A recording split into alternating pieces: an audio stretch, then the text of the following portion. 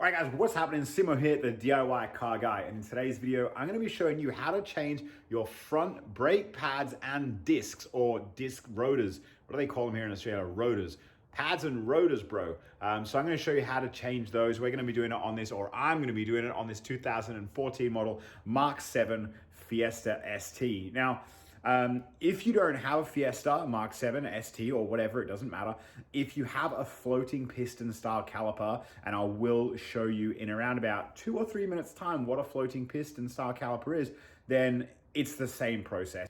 All right guys, before you jack the vehicle up, make sure that you do crack the wheel nuts off. Otherwise, you're just gonna have to lower the vehicle back down to crack the wheel nuts off again.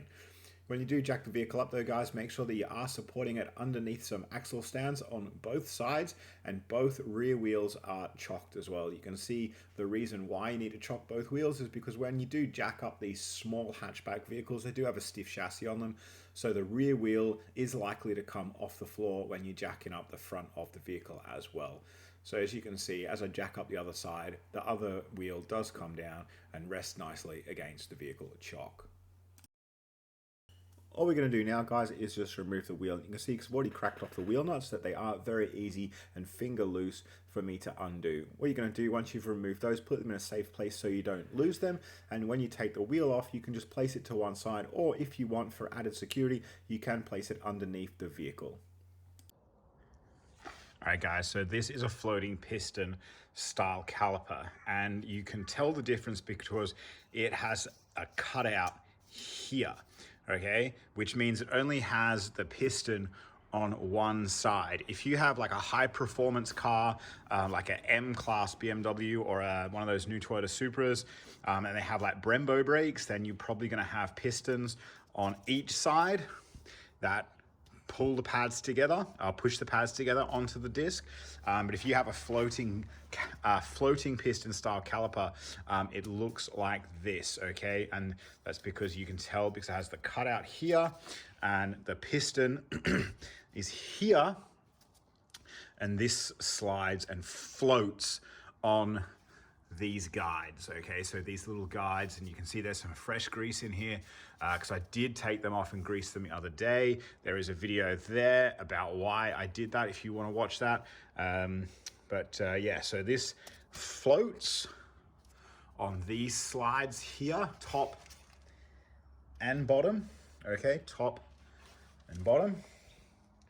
And that's what is a floating piston style caliper. So what we're going to do is get to work taking this off. So if we come and have a look behind, we can see that there is a bolt here at the top and one down at the bottom, just there where my finger is, which will completely take the whole caliper and everything off as one. However, what is best to do is undo here, this one, on this slide, and we're going to undo on this slide here,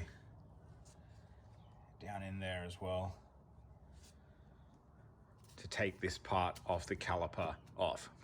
And that will leave this cradle still in, because this cradle is attached there and there. So we're going to get to work on these to take these off. All right, so the two bolts are out. On this car, they were 13 mil, okay? And sometimes it will rotate, so you may need to get another wrench on there to hold the slide so it doesn't rotate, so you can undo, but this time it came out perfect, so that was no problems at all. And I bought these gloves, but normally medium gloves are way too tight. So I bought large, and these are way too big. So maybe they get medium and a half I think I need. But anyway, now that those two bolts are out, you can see that this does just slide off. Completely comes off. And you can see the piston inside there. So what I'm gonna do is put this camera down,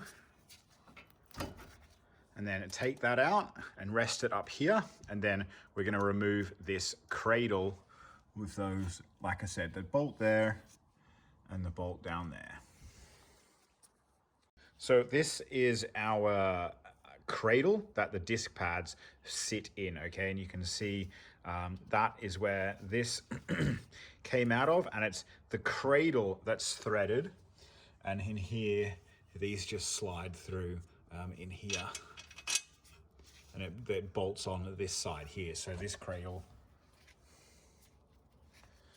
bolts on in there.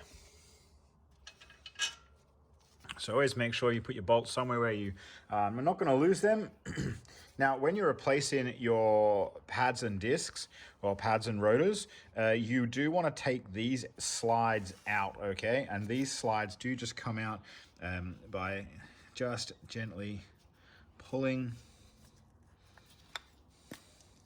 and they slide out, and you can see they normally have some silicone grease on. You don't want to use a normal grease because that's petroleum based. You want to use a silicone high temp grease. Clean those off and then re-grease them, refit, and then slide them all back into place. And you can see that they move nice and freely, which is perfect. So I'm going to show you how to change the pads in there. Ooh, one fell out. To get the disc off on this particular car, it is not screwed on anywhere, as you can see, so it simply just comes off.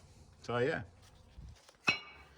And that is the disc off the hub. So what we're gonna do, gonna grab our new pads and our disc for this side and fit it all back up, and I'll show you how to do that. Super, super simple so far, guys. Once you put the new disc on and you have the cradle on with the pads inside the cradle, make sure you do remove the cap on your brake fluid reservoir before actually compressing the piston. Otherwise, when you do compress the piston inside of the caliper, you may burst some brake pipes. Now, I know that I didn't actually show you how to put the pad inside of the cradle, but it's very straightforward. Make sure you put the actual braking compound side, which is this side shown on screen now, against the disc. Now, in order to compress the brake caliper piston, I have made a video for that, and it's at the top of the screen now. You can watch that if you like, or if you have a brake caliper piston compressing tool, which I don't have, then you can use that. Otherwise, if you don't have one, click the link in the top of the screen and you can follow the method that I'm using now, which is basically just a nut and bolt combination with some mole grips. And I use the nut and bolt as a slide, almost like a conventional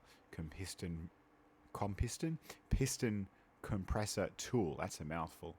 And in order to make sure that I don't damage the piston, I just use the old brake pad against the piston. You can see as I tighten that up, it just works great.